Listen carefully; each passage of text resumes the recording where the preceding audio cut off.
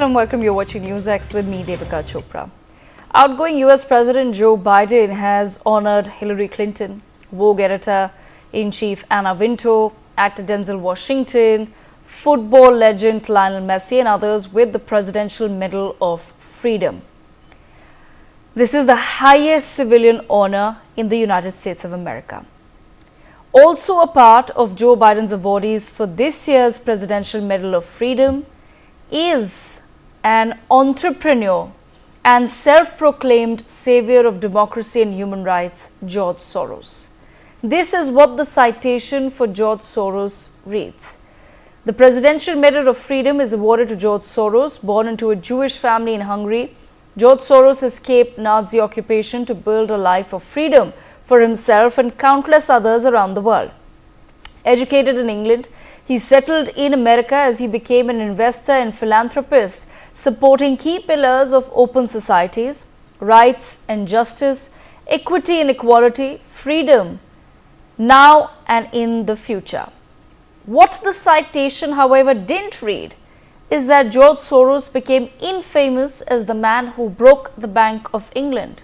Soros ran a £10 billion short on the UK pound in 1992. Soros is also the founder of the Open Society Foundation, which has come to be known for peddling misinformation and disinformation campaigns in nations where Soros wishes for a regime change.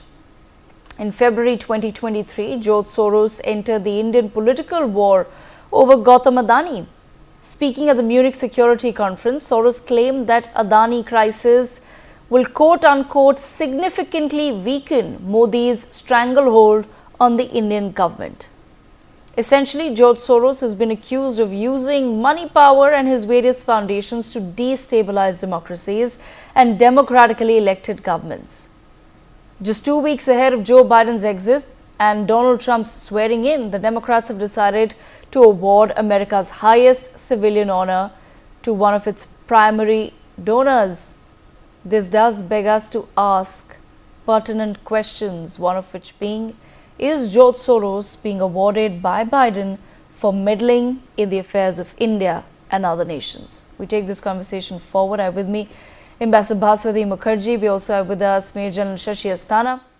We are with us Sumit Peer, political commentator, and Professor Madam Nalapat, editorial director of the Sunday Guardian. Let me begin this conversation with Ambassador Bhaswati Mukherjee. Ambassador Mukherjee, George Soros is not a young man. He's been in America for many decades now.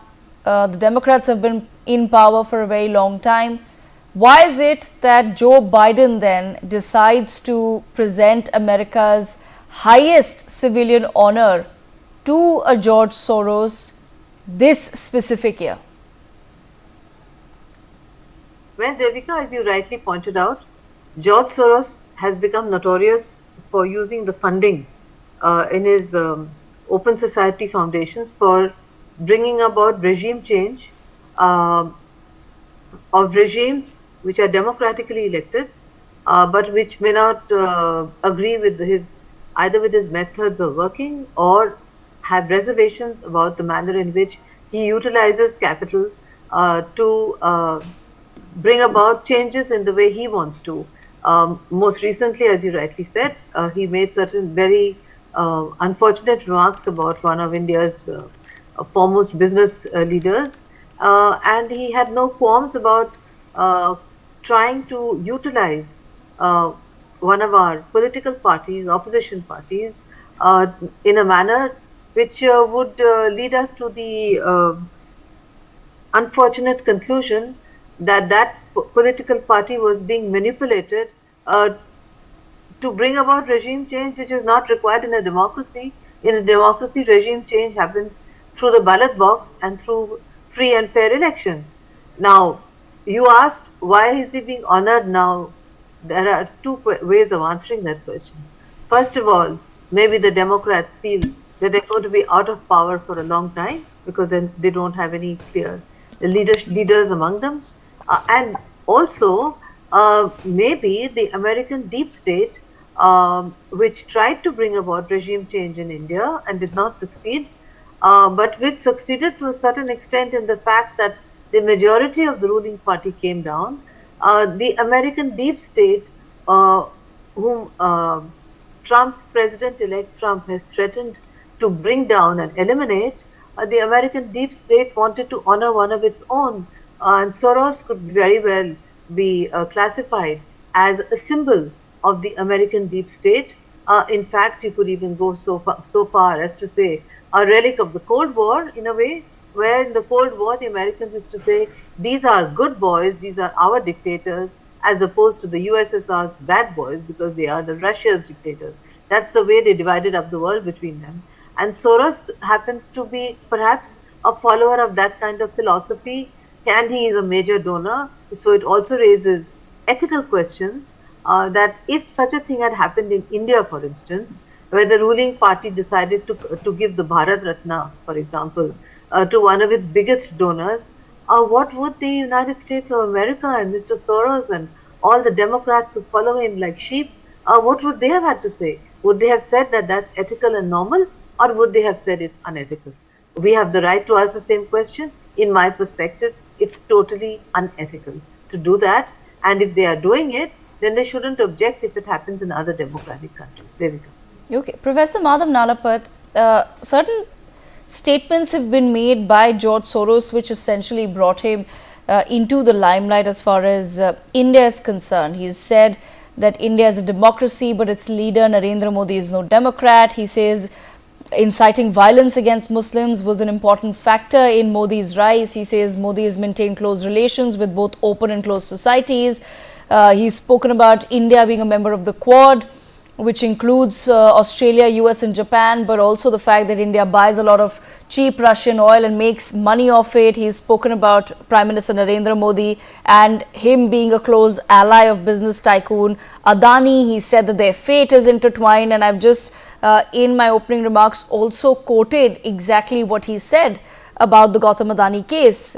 He said that he's accused of stock manipulation, and Prime Minister Modi is silent on the matter, but he will eventually have to answer. Essentially, lots of statements have come towards India by George Soros, which led to eventually some sort of a preliminary investigation, one can say, by citizens and journalists alike into understanding what the Open Society Foundation really is all about, that has been founded by George Soros. So what are the other organizations that he gives money to, and what is the sort of work that these organizations do? While George Soros is a free citizen in a free country and has the right to his opinion and to hold those opinions, but when you essentially look into the sort of work he promotes and funds, it has to raise some pertinent questions as to why a Joe Biden would decide to then award America's highest civilian honor to George Soros specifically 2 weeks before he's exiting, especially because in the past 2 years, this name really has become infamous. Look, I want to say very clearly that the fact that President Biden honored him with the Presidential Medal of Honor, frankly, that medal is now no longer can be called the Presidential Medal of Honor. He has given it to Hillary Clinton, he has given it to Soros, he's obviously given it to friends of his and mentors of his. Hillary Clinton is a very good friend of his, and Soros has been a mentor of his for a very long time. And the distinguishing mark about Soros is that he lives in the era of the Soviet Union.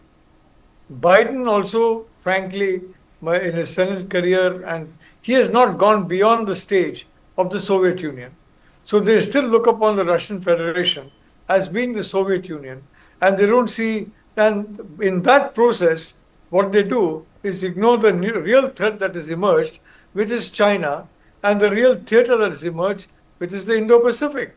Now, Biden and Soros are linked together in this common suspension of reality, and frankly, going back to the past of the old Cold War, when now is the time of Cold War 2.0. It's not, if I can just point out that book of mine, which has done extremely well around the world, Cold War 2.0.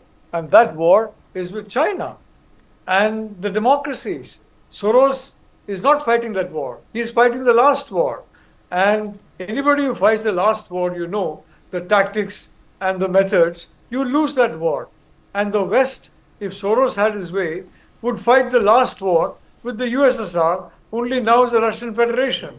And as a consequence, they will lose the war with China. So the reality is, many people have pointed to the, of course, Open Foundation is Orwellian doublespeak. It's actually a closed foundation. What Soros means by Open Foundation is any society that is basically open to taking his directions and those of his friends and mentors is open by definition. Any society that does not listen to him is closed. So he's got this phobia about Russia. And Prime Minister Modi has very understandingly balanced India's interests by remaining friendly to Russia, while at the same time getting closer to the Quad. So Soros has been out to demolish his reputation as much as he can, and that is what he has been doing. Fortunately, more and more he has been exposed. More and more those associated with this open society have been exposed. And the reality is, he is one of the worst enemies of democracy. And let's not forget, Narendra Modi has been elected by the people of India and by the Parliament of India, which is a freely elected, democratically elected parliament. He is not an authoritarian dictator. He is not an autocrat. He is an elected leader of the world's largest democracy. So let's frankly, Soros is a disgrace to the very name of democracy. And the good news is that finally it has been outed. It has been proven beyond doubt that, as Ambassador Mukherjee has been saying for quite some time, the closed state, deep state, the closed state, the state which believes in the old Cold War and it believes in universal domination of the other side. That state is alive, well, and functional in the Biden administration, which makes many of the attacks and barbs against Prime Minister Modi and his government very, very comprehensible. Soros is obviously the mentor of these moves. And I must say that the fact that Biden has given him this medal, while it dishonors the medal, it certainly ensures that all of us can see in the glare of sunlight what mentoring Biden gets and the regime change operations that he is indulging in. I mean, whether it's Biden or those controlling him or those around him, I don't know. But I'm told for quite some time that Biden, even when he was senator, used to listen mostly to his staff and do what they said. He had a bad temper as well. And now still, his staff are basically running the show, and his staff clearly owe their loyalty not to Biden, not to the United States, but to George Soros and his outdated vision of the last war, which is helping China win this war. Thank you. Okay, Major Shashi Asthana, does this also then taint the legacy of a Joe Biden? Because we've just seen in the past couple of months the fact that he's, first the pardon to his own son, and now the fact that he's really gone ahead with presenting George Soros with the highest civilian honor in the United States of America. Does this somewhere taint the legacy of a Joe Biden, also the Democrats? Certainly. In fact, during Joe Biden's time, when they had the forced withdrawal from Afghanistan and many other things, I think he did bring a lot of disgrace to USA. And this disgrace has been shown by the voters of USA, and that is why he is going out of power. Now he wants to do or make the best of his chair before he goes out of power.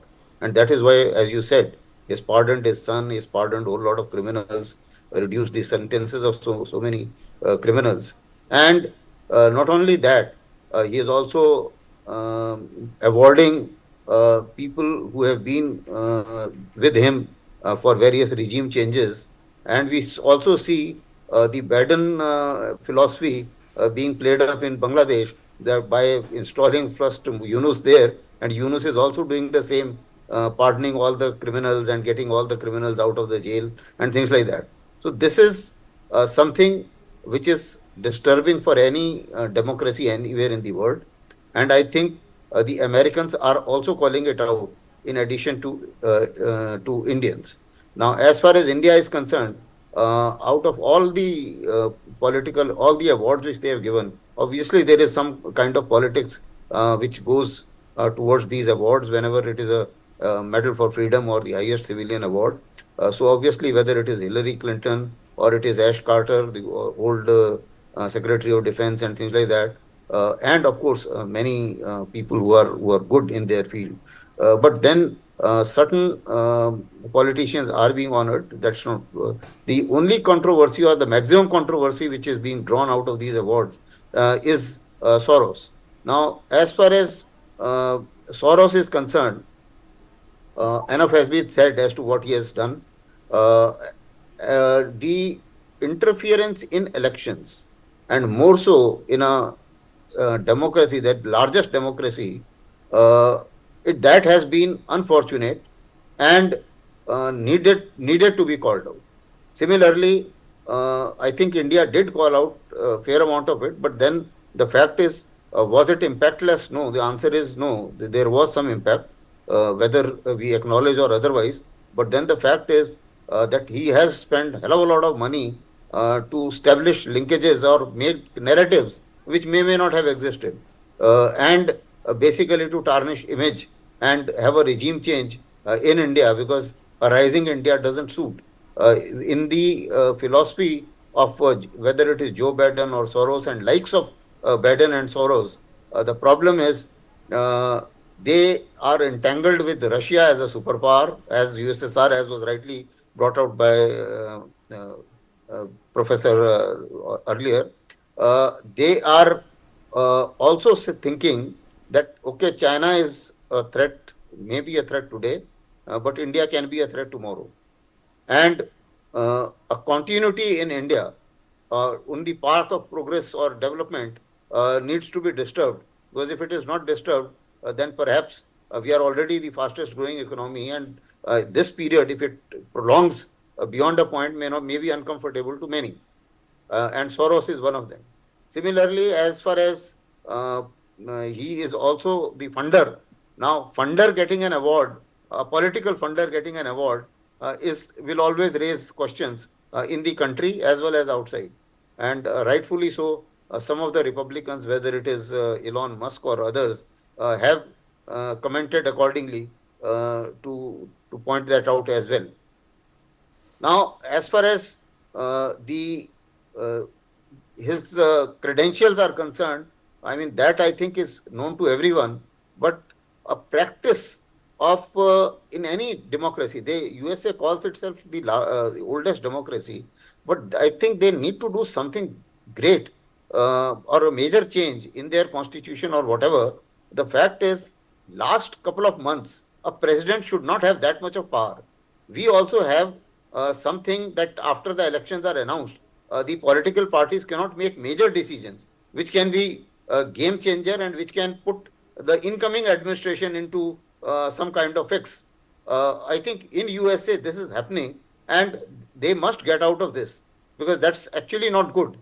You are actually trying to close the options for the incumbent, the new incumbent, who has come with a mandate, with a particular kind of narrative. So obviously, if he's saying that the wars must end, that is the mandate, and Americans have voted for that mandate. Yes. Now you are trying to sabotage that as well. Right. So that I think should be called out in some manner, and America needs to do something about it. Back to you. Okay, Sumit, bringing you into the conversation, we've also seen a pretty expressive response and reaction of some of the Republicans and their supporters on Joe Biden making this decision.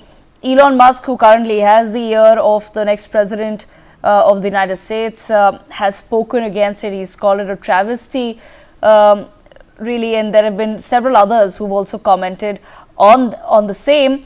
Is there then an expectation that perhaps with Donald Trump coming to power, there could possibly be some sort of an investigation or a probe into the activities of the likes of George Soros?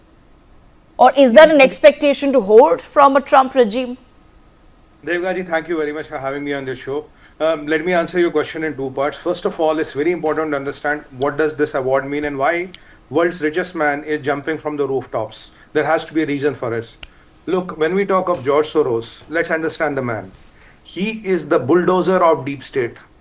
He's the specialer, he's the, that general of deep state who gets their missions and motives implemented anywhere in the world through open society, through NGOs, through political funding, through misinformation, through disinformation, to causing riots or anything. And he has a big mag of money. That is his real business, what he does. He made his money from the Bank of England, which you were right, and he got his billions out of there.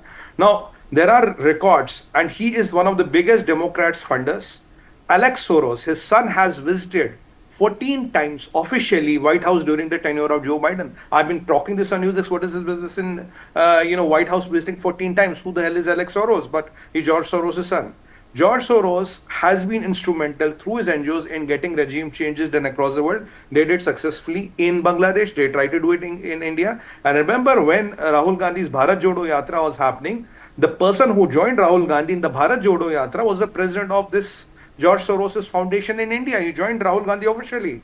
The same man went couple of days back and he met Yunus in Bangladesh. I think 15 days back he went and met Yunus in Bangladesh. Now, George Soros' son, Alex Soros, says, I'm more dangerous than my father because that is what his business is. George Soros is the only Jew. I'm appalled when they see the word Jew. He's the only Jew who is banned from entering Israel. Any Jew in the world is accepted and with open arms in Israel. The only Jew whom even Israel does not want to enter Israel is George Soros and his son. Now, his son is dating a lady called Huma Abedin. Now, who is Huma Abedin? Father is Pakistani, and she was the one for whom Saudis paid $20 million to Hillary Clinton for her campaign and wanted her to be her campaign manager. After Hillary lost the election, she has suddenly become close to, a devout Muslim with a Pakistani Muslim father becoming close to a Jew. But that happens in politics, that's all. So this man is, but when he is given the award, it's a testament and it's a proof that American democratic system was run by deep state. Look, giving an award to George Soros is, yes, we acknowledge it. We acknowledge your great work. You have been putting your life in danger and working for all us off. Okay, we acknowledge you. Hillary Clinton has said on record, there are videos in the social media, he is an entrepreneur, he is a visionary, he is a great American. Now, giving a medal to Hillary is again testament to that fact. Now, the only person who was left out, he should be again given a medal, was Barack Hussain Obama. That's his real name. Barack is only the short form. So even Barack should be given that award, and then the complete quadri will be complete. Now, these people wanted a regime change in India. Well, let me disagree a little bit with General Saab. They don't have problem in India's progress. They have problem with BJP. They have problem with Modi. They have problem with this nationalistic approach of BJP, because they want people who talk of coalition dharma. They want people who talk of alliance politics. They want people who talk of bhai kya kare majboori. They want people who can close their one eye. And is it wrong to say that Sonia Gandhi's foundation was funded by George Soros' money? I mean, there was a big fiasco in the parliament all around.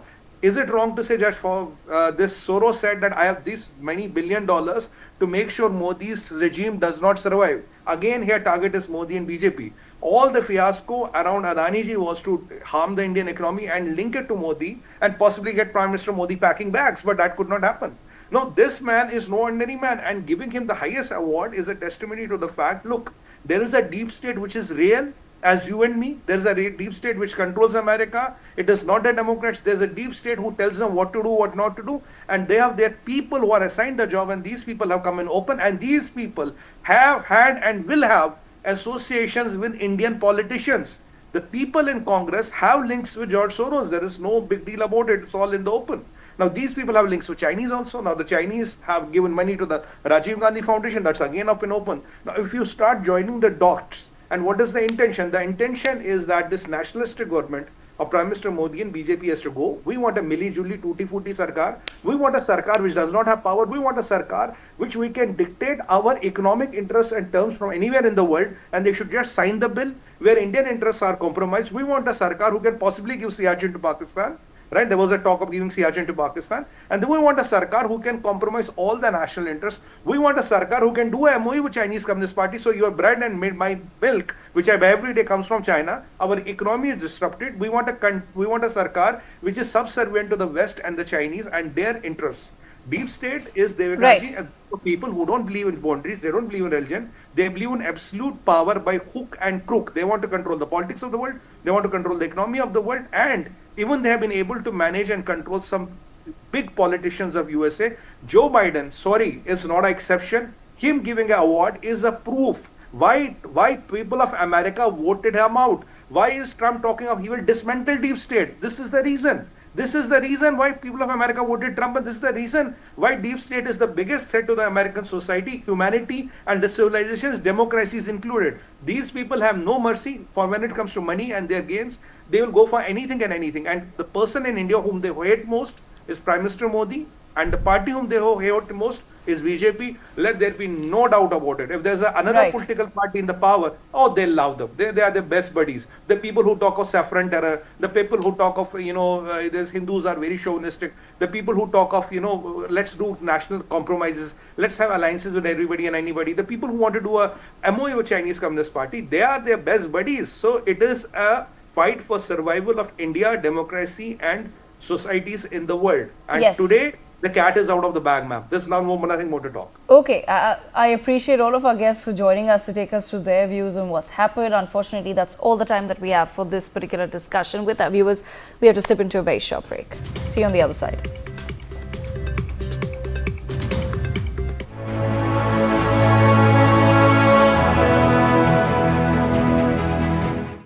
A year ago,